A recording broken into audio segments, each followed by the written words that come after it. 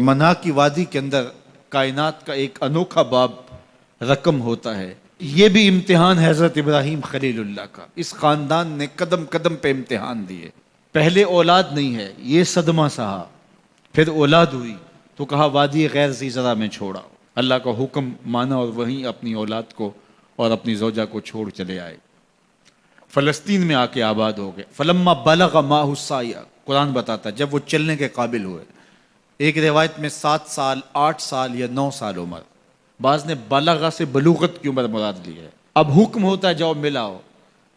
لیکن یار میں جدہ گیا تو وہاں ایک دوست کے ہاں ٹھہرا، تو اس گھر کے اندر کھلونوں کی بوریاں تھیں. تو میں نے اس کو کہا کہ آپ یہ کوئی کاروبار کرتے ہیں؟ تو اس کا دوست بھی تھا ساتھ، تو وہ مسکرا کے کہنے لگا کہ یہ کاروبار نہیں کرتا، بڑی دیر کے بعد اللہ نے اس کو بیٹا دیا ہے. تو اب یہ پاکستان جا رہا ہے، تو جب بھی بازار جاتا ہے 10-20 کھلونے خرید لاتا ہے. تو یہ کتنی بوریاں کھلونوں کی بھر گئی ہیں، تو یہ بک کروائے گا، ایسے تو نہیں اتنے جا سکتے. تو یار اتنے عرصے کے بعد بیٹا ہوا اور باپ ملنے جا رہا ہے، تو اس نے کھلونے جمع کیے. لیکن یہ کیسا باپ ہے جس کو حکم ہوتا ہے اتنے طویل عرصے کے بعد بیٹے کو ملنے جا رہے ہو، ایک چھری لے لو، ایک رسی لے لو. یار ان کے نام باقی ہیں تو یوں ہی باقی نہیں ہیں. امتحان کتنے بڑے تھے. کہا جاؤ، لیکن ہاتھ میں رسی لے جاؤ، ہاتھ میں چھری لے جاؤ. حضرت خلیل اللہ پہنچتے ہیں، اپنی زوجہ سے ملے اور کہا بیٹے کو تیار کر دو، دوست کی دعوت پہ جانا ہے. مانگ سجا دی جاتی ہے، بیٹے کو نئے کپڑے پہنا دیے جاتے ہیں. اللہ اکبر. بیٹے کو لے کر نکلے.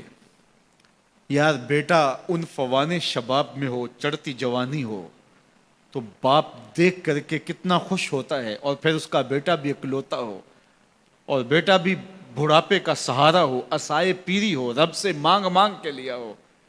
اور پھر بیٹا بھی وہ جس کی پیشانی میں محمد کا نور چمک رہا ہے. ایسا بیٹا تو چہرے کی بلائیں لینے کو جی چاہتا ہے. لیکن حضرت خلیل اللہ اللہ کے حکم پہ اس بیٹے کو ذبح کرنے کے لیے ہاتھ میں چھری اور رسی دبائے منا کی وادی کی طرف بڑھ رہے ہیں. شیطان نے سمجھا کہ اس سے نازک مرحلہ اس خاندان پہ نہیں آ سکتا. حضرت حاجرہ کے پاس پہنچا. پتہ ہے شہزادے کدھر گئے ہیں؟ کہا ان کے باپ لے گئے ہیں دوست سے ملاقات کروانے کے لیے. کہا نہیں، وہ ان کو ذبح کرنا چاہتے ہیں. کہا سوچ کے بات کر، وہ باپ ہے ذبح کرے گا؟ کبھی باپ بھی بیٹے کو ذبح کرتا ہے اور بے قصور ذبح کرے گا؟ میں جانتی ہوں کتنی آہ سحرگاہی کا نتیجہ ہے وہ بیٹا. اللہ سے کتنی رو رو کے دعائیں مانگی اور وہ فرزند ملا. کہا وہ اللہ کا حکم سمجھتے ہیں. تو حضرت حاجرہ نے کہا ظالم تو کہیں شیطان تو نہیں؟ اگر رب کا حکم ہے، میری گود میں ایک اسماعیل ہے، کاش 1000 اسماعیل ہوتا، راہ خدا میں قربان کر دیتی. اسماعیل علیہ السلام کے پاس شیطان پہنچتا. اسماعیل پتہ ہے تیرے باپ تمہیں کدھر لے جا رہے ہیں؟ کہا کہ کدھر؟ کہا کہ وہ ذبح کرنے لے جا رہے ہیں. کہا تم سوچ کے بات کرو. ان کی آنکھوں کی چمک نہیں دیکھی؟ میری طرف دیکھتے ہیں تو لگتا ہے کہ ان کی آنکھوں سے شہد ٹپکتا ہے، اور وہ مجھے ذبح کر دیں گے. کہا اللہ کا حکم سمجھتے ہیں. کہا اچھا. کہا ہاں. کہا اسماعیل کے وجود میں ایک جان ہے، کاش میرے ایک ایک بال میں جان ہوتی اور راہ خدا میں قربان کر دیتا. ابراہیم علیہ السلام کے پاس شیطان پہنچ کے بولتا ہے ابراہیم اللہ کو راضی کرنے کے اور تھوڑے طریقے ہیں، ضرور بیٹے کو ذبح کرنا ہے. تو وہ بھی کنکر اٹھا کے مارتے ہیں اور شیطان کو راستے سے ہٹا کے منزل کی طرف بڑھتے ہیں. قرآن نے وہ سارا منظر بیان کیا ہے. فلما بلغ معہ السعی، باپ بیٹے کے پاس آیا اور کہا بیٹا میں نے خواب دیکھا ہے کہ میں تجھے ذبح کر رہا ہوں. فانظر ماذا تری، بتا تیری رائے کیا ہے. بیٹے پر سختہ طاری ہو جاتا، آنکھیں پھٹی کی پھٹی رہ جاتی. باپ کیا بول رہا ہے؟ لیکن یہ فیضان نظر تھا یا کہ مکتب کی کرامت تھی. سکھائے کس نے اسماعیل کو آداب فرزند. اللہ اکبر. فرزند ہو تو اسماعیل ذبیح اللہ جیسا. فانظر ماذا تری، بتا تیری رائے کیا ہے. بیٹا خاموشی اختیار کر لیتا. السکوت من الرضا، تو سکوت بھی رضا سے ہے، اس کی خاموشی بھی رضا مانی جاتی. اور جب اس طرح کی سراسیمگی کی کیفیت ہو تو خاموشی ہی رضا ہوتی ہے. بیٹا کہتا ٹھیک ہے آپ ذبح کر لیجئے. یہ بھی امتثال امر ہوتا، لیکن بیٹے نے 2 قدم بڑھ کے بات کی. بیٹے نے کہا یا ابا تفعل ما تؤمر ستجدنی ان شاء اللہ من الصابرین. ابا جان ذبح کیا ہے، جو کرنا ہے کیجئے. یہ نہیں کہا یا ابا تذبح، ہاں ابا جی ذبح کر لیجئے. ذبح کا جواب ذبح سے نہیں دیا، بلکہ کہا یا ابا تفعل، اے ابا جان کیجئے، ما تؤمر، جو بھی حکم ہو. ذبح کیا، جو بھی کرنا ہے کیجئے. رہی بات میری، یہ کام آسان تو نہیں، لیکن میرے اللہ نے چاہا تو صبر کر کے دکھاؤں گا. منا کی وادی ہے، باپ اور بیٹے دونوں نے طے کر لیا. باپ ذبح کرنے پہ راضی ہے، بیٹا ذبح ہونے پہ راضی ہے. یار اسلام من مانی کا نام نہیں ہے، اپنے خواہشات کو پورا کرنے کا نام اسلام نہیں ہے، اپنے آپ کو مالک کے سپرد کر دینے کا نام ایمان ہے. اس کا نام اسلام ہے. یہاں دیکھیے فلما اسلما، جب دونوں نے طے کر لیا، دونوں راضی ہو گئے. باپ ذبح کرنے پہ راضی ہو گیا، بیٹا ذبح ہونے پہ راضی ہو گیا. وَتَلَّهُ لِلْجَبِينِ، اور باپ نے بیٹے کو پیشانی کے بل لٹایا. قرآن نے وہ سارا منظر بیان کیا ہے. اس پر مفسرین کے 2 قول ہیں.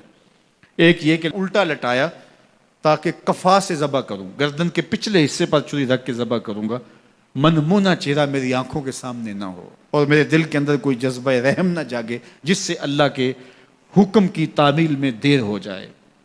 اور دوسرا معنی یہ کیا کہ آپ جانور قربانی کے لیے ذبح کرتے ہیں تو اس کی گردن کو بل دے کے اس کی پیشانی کو زمین پہ لگا دیتے ہیں تاکہ یہ رگیں تن جائیں اور ذبح کرنے میں آسانی ہو.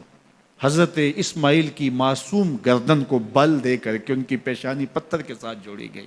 وَتَلَّهُ لِلْجَبِينِ، پیشانی کے بل یوں لٹایا گیا کہ گردن کھل جائے اور بیٹے کو ذبح کرنا آسان ہو. آنکھوں پہ پٹی باندھ لی کہ یہ منظر تو دیکھا نہیں جا سکے گا، اللہ کے حکم کی تعمیل بھی باہر صورت کرنی ہے. سعادت مند بیٹا بولتا ہے ابا جان مجھے رسیوں سے جکڑ لیجئے، کہیں ایسا نہ ہو کہ میں تڑپوں اور اللہ کا حکم پورا کرنے میں آپ کو دیر ہو جائے. باپ بیٹے کو رسیوں سے جکڑ لیتا ہے، ہاتھ میں چھری پکڑی ہے، ذبح کرنے لگتے ہیں تو بیٹا بولتا ہے ابا جان رسیاں کھول دیجئے. کیوں؟ آپ کا منصوبہ، آپ کا پروگرام تبدیل ہو گیا. کہا نہیں. تو پھر کیوں رسیاں کھولوں؟ کہا کہیں ایسا نہ ہو کہ کل کا مورخ لکھے کہ باپ ذبح کرنا چاہتا تھا، بیٹا ہونا نہیں چاہتا تھا، باپ نے باندھ کے کیا. کھول دیجئے، نہیں تڑپوں گا. رسیاں کھل جاتی ہیں. بیٹا پیشانی کے بل لٹایا ہوا ہے، ہاتھ میں چھری پکڑی ہے، منا کی وادی ہے، کارکنان قضاء و قدر کی چیخیں نکل رہی ہیں، حوریں تھرا رہی ہیں، زمانہ کانپ رہا ہے، منا کی وادیوں پر تھر تھراہٹ ہے. مالک قیامت آنے والی ہے. فرشتے بھی پوچھ رہے ہیں کہ مالک کیا ہونے والا ہے. کہا تم کہتے تھے انسان کو پیدا کر رہا ہے، سجدے تو ہم کریں گے، ذرا میرے بندے کی ادا تو دیکھو، ذرا میرے بندے کا انداز محبت تو دیکھو، میری فرما برداری، انقیاد امر اور اطاعت اور امتثال امر کی مثال تو دیکھو، ذرا دیکھو میرا بندہ میرے حکم کی تعمیل کیسے کر رہا ہے. اللہ اکبر. کائنات آنکھیں جھپک رہی ہے، سورج منہ چھپا رہا ہے کہ یہ منظر دیکھا نہیں جا رہا، اور منا کی وادی تھر تھر کانپ رہی ہے کہ ایک بوڑھا باپ ہاتھ میں چھری پکڑے اپنے نونہال فرزند کو ذبح کرنا چاہ رہا ہے. عجیب منظر ہے کائنات کے اندر. حضرت ابراہیم آگے بڑھے، بیٹے کی گردن پہ چھری رکھی اور پوری قوت کے ساتھ چھری کو جنبش دی. اللہ اکبر. لیکن ایک بال بھی نہیں کٹا. پاس پڑے پتھر پر چھری کو مارا. لما تقطع یا سکین، چھری کاٹتی کیوں نہیں؟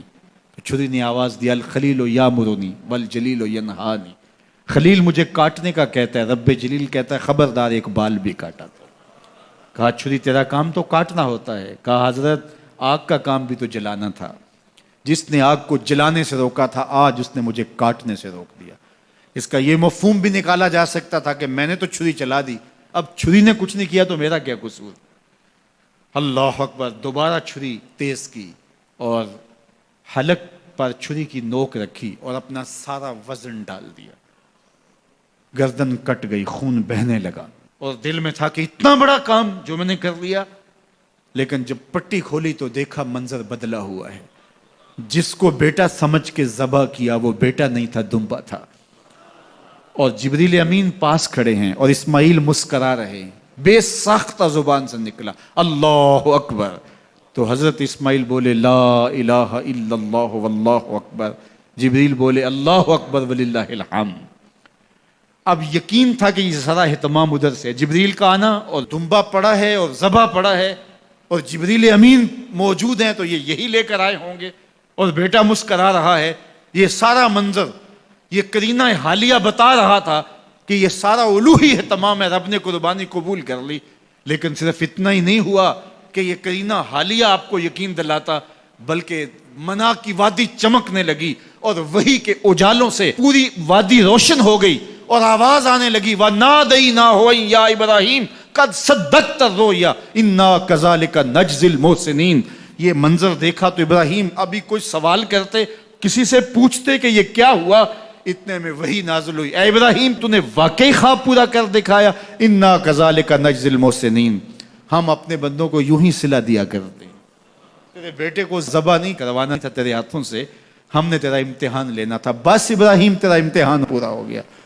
ہم نے تیری سنت کو اب قیامت تک کے لیے باقی رکھا، قیامت تک کے لیے باقی رکھا۔ اور پھر خود میرا رب کہتا ہے سلام علی ابراہیم، اے ابراہیم تیرے اوپر سلام ہو۔ اللہ اکبر۔ منا کی وادی کے اندر حج کے موقع پر 40 لاکھ حجاج ہیں، تو کچھ شیوخ عرب کے اور باقی عمراء مخیر سعادت مند لوگ 100 قربانیاں بھی پیش کرتے ہیں، تو کروڑوں قربانیاں منا کی وادی میں ذبح ہو رہی ہوتی ہیں اور حدود حرم میں، اور بے ساختہ زبان پہ نکلتا ہے سلام علی ابراہیم۔ ہر سال یہ شور و غوغا ہوتا ہے کہ اس مرتبہ قربانی بہت مہنگی ہے، شاید زیادہ لوگ قربانی نہیں کر پائیں گے، لیکن جو ہی موسم قربانی کا آتا ہے گلیوں اور بازاروں کے اندر جانور گھوم رہے ہوتے ہیں اور ان کو دیکھ کے بے ساختہ زبان پہ آتا ہے سلام علی ابراہیم، ابراہیم تیرے اوپر سلام۔ تو یہ کتنا بڑا امتحان تھا، کتنی بڑی آزمائش تھی، لیکن اس آزمائش سے سرخرو نکلے، نمبر بھی پورے 100 حاصل کیے، کامیاب اور بامراد اور کامگار ہوئے۔ آج ہمیں اس سنت کو باقی رکھ کر کے ہمیں وہ یاد تازہ کی جا رہی ہے کہ میرے ایسے بندے کہ جو میرے حکم پہ اپنی سب سے عزیز چیز بھی قربان کرنے سے گریز نہیں کیا کرتے۔ ہمارے ایک بزرگ فرمایا کرتے تھے کہ ہر بندے کا ایک اسماعیل ہوتا ہے، جب تک وہ اپنے اسماعیل کی گردن پہ چھری نہیں رکھتا رب کا قرب نصیب نہیں ہوتا۔ تو جو تمہاری محبوب چیز ہے اس کو راہ خدا میں جب تک قربان کرنے کا جذبہ نہیں پاؤ گے، تب تک تمہیں وہ منزل نصیب سعادت کی نہیں ہوگی۔